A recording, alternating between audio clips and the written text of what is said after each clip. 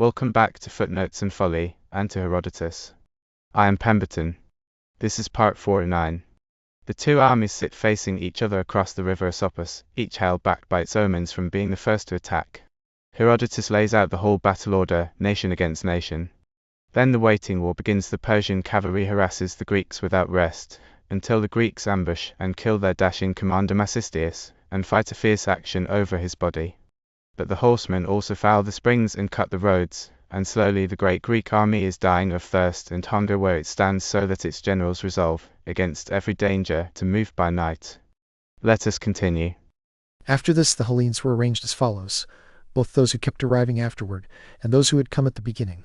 The right wing was held by 10,000 Lacedaemonians.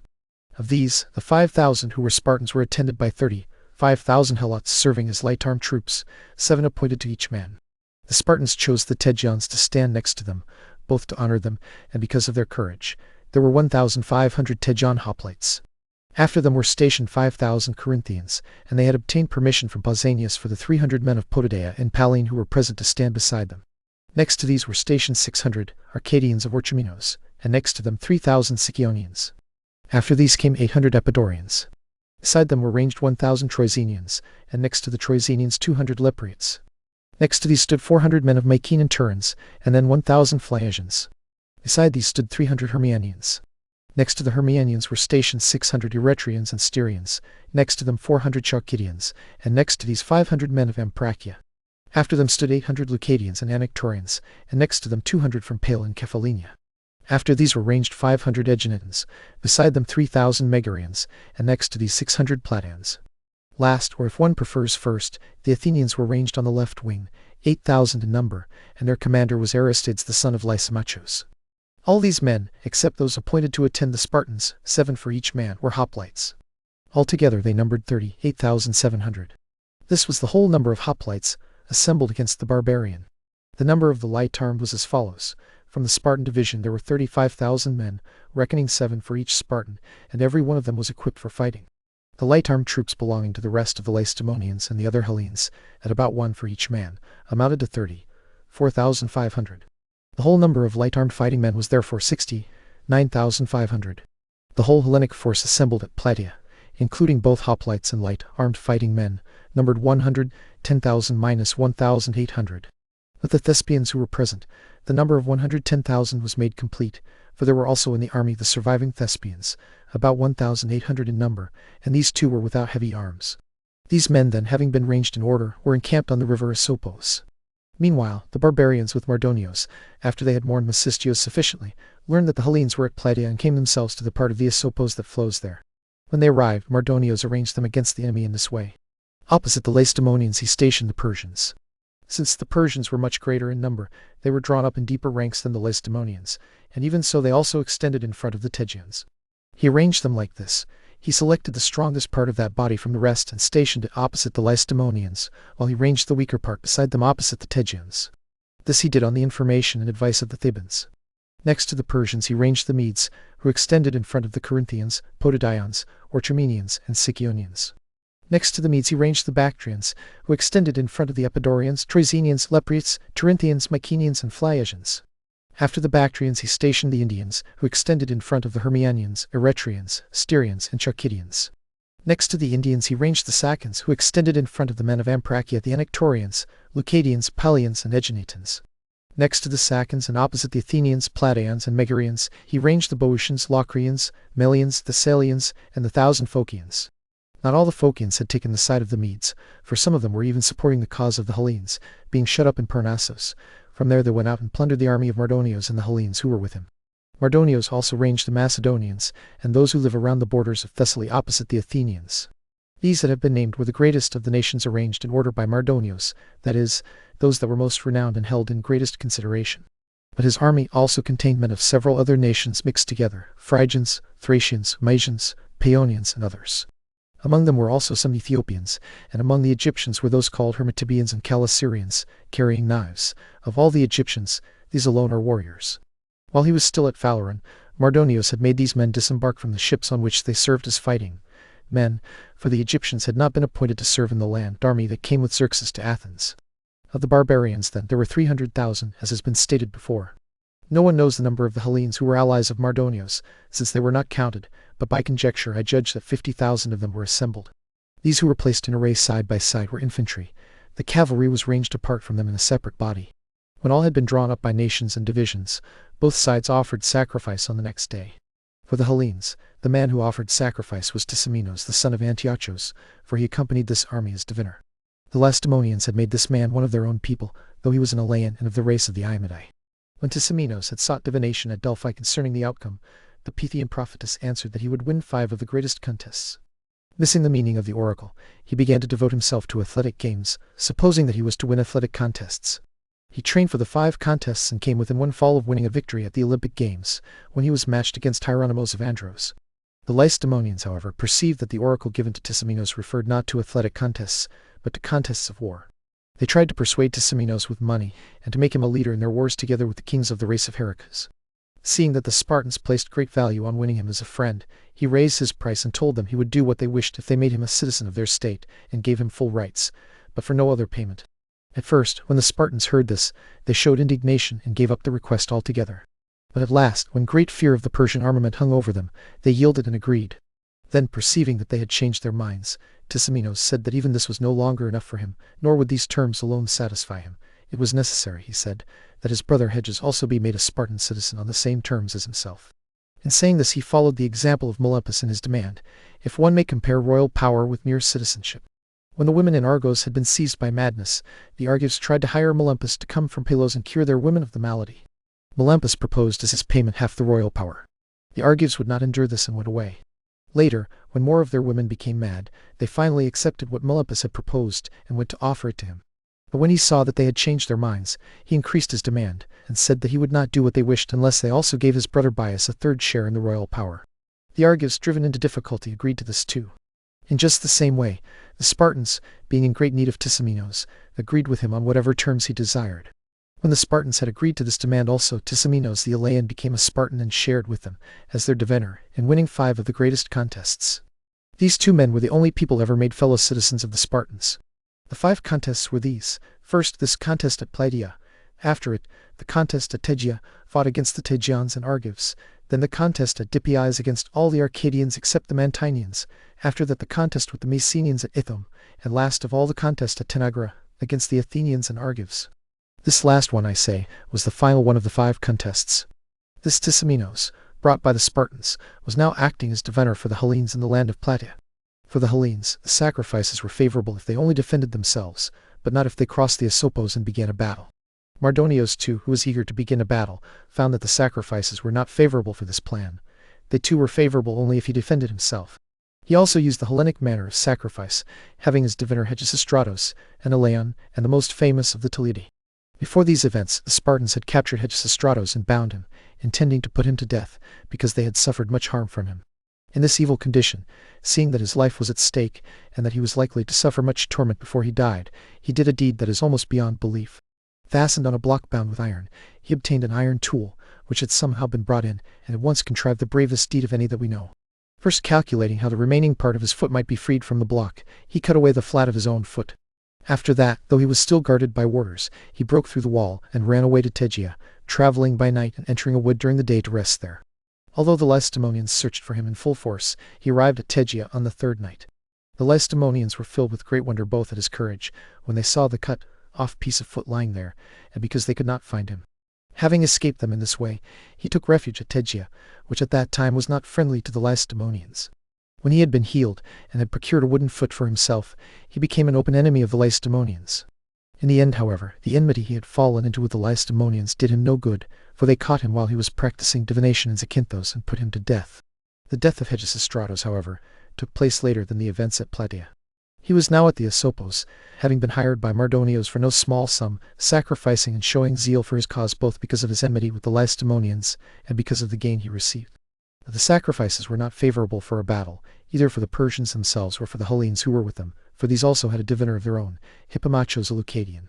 Meanwhile men were constantly flowing into the Hellenes, and their numbers were increasing. Therefore Timagenes the son of Herpes, a Theban, advised Mardonios to set a guard on the pass of Kitaron, saying that the Hellenes were continually arriving every day, and that by doing this he would cut off large numbers of them. 8 days had now passed while the two armies had been sitting opposite one another when he gave this counsel to Mardonius. Mardonius, seeing that the advice was good, sent the cavalry at nightfall to the pass of Kitiron leading toward Plata, which the Boeotians call the Three Heads and the Athenians call the Oak Heads. The cavalry, being sent there, did not go without effect. They caught 500 baggage animals coming out into the plain, carrying provisions from Peloponnesus to the army, and they also caught the men who accompanied the carts. Having taken this prize, the Persians began slaughtering them, sparing neither beast nor man. When they were satisfied with killing, they surrounded the rest and drove them into the camp to Mardonius. After this action, the two sides spent 2 more days without either wishing to begin a battle. The barbarians advanced as far as the Asopos to test the Hellenes, but neither side would cross the river. Still, the cavalry of Mardonius kept making attacks and damaging the Hellenes. The Thebans, being very strong on the side of the Medes, carried on the war vigorously and always directed the cavalry up to the moment of fighting. After that, the Persians and Medes took up the work and were the ones who showed courage in their turn. For 10 days then, nothing more than this was done. But when the 11th day came, while the two armies still sat opposite one another at Plata, the Hellenes had by now become much more numerous, and Mardonius was greatly annoyed by the delay in action. Then Mardonius the son of Gobryas and Artabazos the son of Pharnax, who was esteemed by Xerxes as few other Persians were, came to speak with one another. As they conferred, Artabazos expressed the opinion that they should put the whole army in motion as soon as possible and go to the walls of the Thebans, where great stores of grain and fodder for the animals had been brought in for them. There, he said, they should settle quietly and accomplish their business in the following way. They had, he said, large quantities of gold, both coined and uncoined, and also silver and drinking cups. He advised that they should send these around to the Hellenes without stint, especially to those Hellenes who were leaders in their several cities. These men, he said, would quickly surrender their freedom. He therefore advised that they should not run the risk of a battle. His opinion was the same as that of the Thebans, for he, like them, had some true foresight. But the opinion of Mardonius was more vehement and more obstinate, and he was not at all disposed to yield. He said that he believed their army was far superior to that of the Hellenes, and he gave as his opinion that they should fight as quickly as possible and not allow the Hellenes to assemble in still greater numbers than those already present. As for the sacrifices of Hegesistratos, he said, they should leave them alone and not try to force a good sign, but follow the custom of the Persians and engage in battle.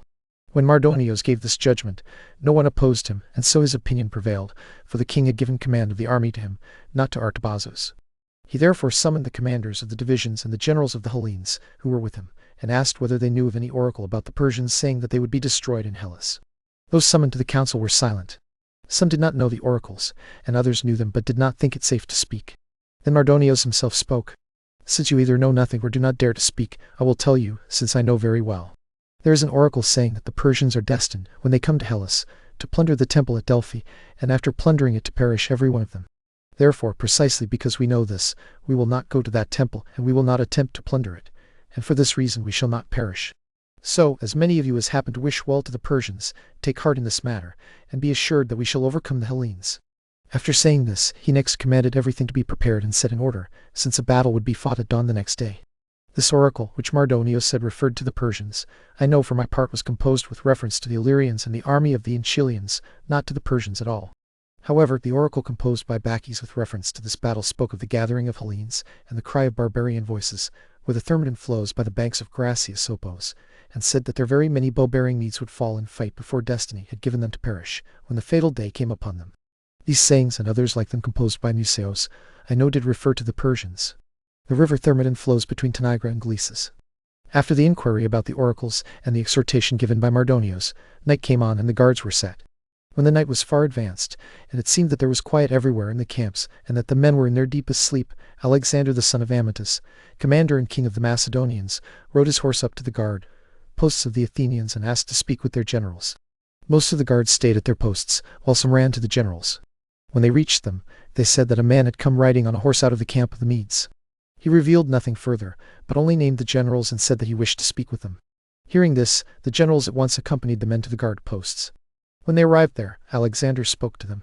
Athenians, I entrust these words of mine to you, charging you to keep them secret and tell them to no one except Pausanias alone, so that you do not bring me to ruin. I would not say them if I did not care greatly for the common safety of Hellas, since I myself am a Hellene by ancient descent, and would not wish to see Hellas enslaved instead of free. I tell you then that Mardonius and his army cannot get the offerings to turn out according to their desire, or else you would have fought long ago. Now, however, he has resolved to let the offerings alone and bring on a battle at dawn, for as I suppose, he fears that you may assemble in greater numbers. Therefore prepare yourselves. And if after all Mardonios should postpone the battle and not bring it on, remain where you are and hold out patiently, for they have provisions left only for a few days. If this matter turns out as you wish, then each of you ought also to remember me concerning liberation, since for the sake of the Hellenes I have done so dangerous a deed out of zeal for you, wishing to show you the plan of Mardonios, so that the barbarians may not fall upon you when you are not yet expecting them. I am Alexander the Macedonian. After speaking in this way, Alexander rode back to the camp and to his own position. Then the generals of the Athenians came to the right wing and told Pausanias what they had heard from Alexander. When Pausanias heard this, he was struck with fear of the Persians and spoke to them. Since then, the battle comes at dawn.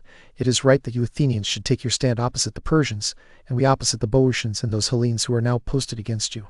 This is because you are acquainted with the Medes and with their manner of fighting, having fought them at Marathon, while we have no experience of these men and no knowledge of them.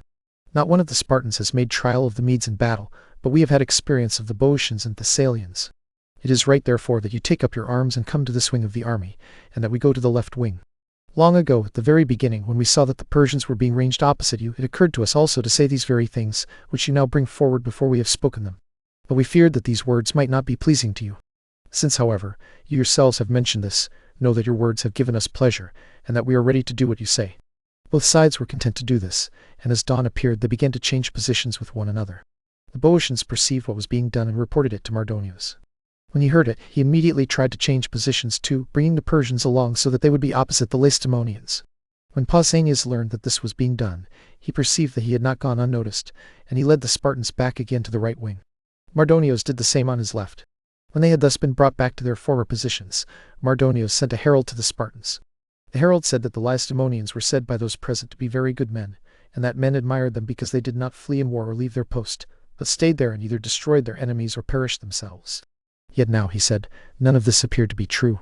Before the two sides had joined battle or come to hand fighting, the Persians had already seen them flee and leave their station, wanting the Athenians to be tested first while they themselves took position opposite the Persian slaves. These, the herald said, were not at all the deeds of good men in war, and the Persians had been greatly deceived in them.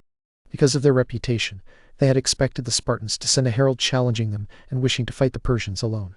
The Persians, for their part, had been ready to do this, but they had found that the Spartans said nothing of the kind and instead cowered in fear. Therefore, since the Spartans had not been first to say it, the Persians would be first.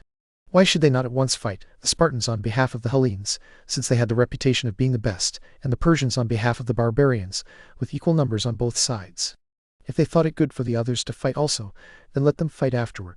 But if they did not think it good, and thought it enough for these two sides alone to fight, then let them fight it out to the end, and whichever side was victorious should be counted victorious with its whole army. After speaking in this way, the herald waited for some time. When no one gave him any answer, he departed and went back, and on returning he reported to Mardonios what had happened. Mardonios, greatly rejoicing and elated by his empty victory, sent the cavalry to attack the Hellenes. When the horsemen rode against them, they damaged the whole Hellenic army by hurling javelins and shooting arrows, since they were mounted archers and therefore hard to fight against. They also disturbed and choked up the spring Gargaphia, from which the whole army of the Hellenes was drawing its water. The Lacedaemonians alone were posted near the spring, while it was some distance from the rest of the Hellenes, according to where each happened to be posted. The Asopos was nearby, but when the Hellenes were kept away from the Asopos, they used to go back and forth to the spring, because the horsemen and archers would not allow them to draw water from the river. Since matters were in this condition, the generals of the Hellenes, because the army had been cut off from its water and was being harassed by the cavalry, assembled to consult about these and other matters, coming to Pausanias on the right wing. Other things troubled them even more than what has already been mentioned, since they no longer had provisions, and their attendants who had been sent to Peloponnese to get them had been cut off by the cavalry and were unable to reach the camp. The generals, consulting with one another, resolved that if the Persians postponed the battle for that day, they would go to the island. This place is 10 furlongs from the Asopos and from the spring Gargaphia, where they were then encamped, and it lies in front of the city of the Platans. If anyone asks how there can be an island on the mainland, it is like this. The river divides into two streams above, as it flows down from Kitair into the plain, keeping a distance of about 3 furlongs between the streams, and after that it joins again into one stream. Its name is Oro, and the natives of the country say she is the daughter of Asopos. To this place, then, they determined to move, so that they could get an abundant supply of water and so that the cavalry would not be able to damage them as it did now, when they were right opposite the enemy. They proposed to move when the second watch of the night had come, so that the Persians would not see them setting out and harass them by pursuing with the cavalry. They also proposed that, after they arrived at this place around which, as I say, Oro the daughter of Asopos flows, dividing into two streams as she runs from Kitairon, they would send half the army to Kitairon during this same night, in order to bring in their attendants who had gone to get provisions. These attendants had been cut off from them in Kitairon. Having resolved on this, they suffered unceasing trouble throughout the whole day while the cavalry pressed upon them. But when the day drew to a close and the attacks of the cavalry had stopped, night was coming on, and the time had arrived at which they had agreed to withdraw from their place. Then the greater number of them set out and began to retire. They did not, however, keep in mind the place to which they had agreed to go. On the contrary, once they began to move, they readily took the chance to flee from the cavalry toward the city of the Platans. In their flight they came as far as the temple of Hera, which stands in front of the city of the Platans at a distance of 20 furlongs from the spring Gargaphia. When they arrived there, they halted in front of the temple. These men then were encamping around the temple of Hera. Pausanias, seeing that they were withdrawing from the camp, gave the word to the Lacedaemonians also to take up their arms and follow after the others who were going ahead. He supposed that they were going to the place to which they had agreed to go. Then, when all the other commanders were ready to obey Pausanias, Amampharitos the son of Polyides, commander of the Pitnate division, said that he would not flee from the strangers, and that he would not willingly disgrace Sparta. He expressed astonishment at what he saw being done, for he had not been present at the earlier discussion. Pausanias and Euryanax were greatly troubled because Amampharitos would not obey them, and still more because, since he refused in this way, they would be forced to leave the Pitnate division behind. They feared that if they left it there in order to do what they had agreed upon with the other Hellenes, both Amampharitos himself and the men with him would perish after being left behind. With this in mind, they kept the Lacedaemonian force from moving, while they tried to persuade him that it was not right for him to act as he was doing. They were exhorting Amampharitos, who alone among the Lacedaemonians and Tegeans had been left behind. Meanwhile, the Athenians stayed quiet in the place where they had been posted, knowing the spirit of the Lacedaemonians, and that they were apt to say something different from what they really meant. When the army began to move, the Athenians sent horsemen from their own body to see whether the Spartans were attempting to set out, or whether in truth they had no intention at all of withdrawing.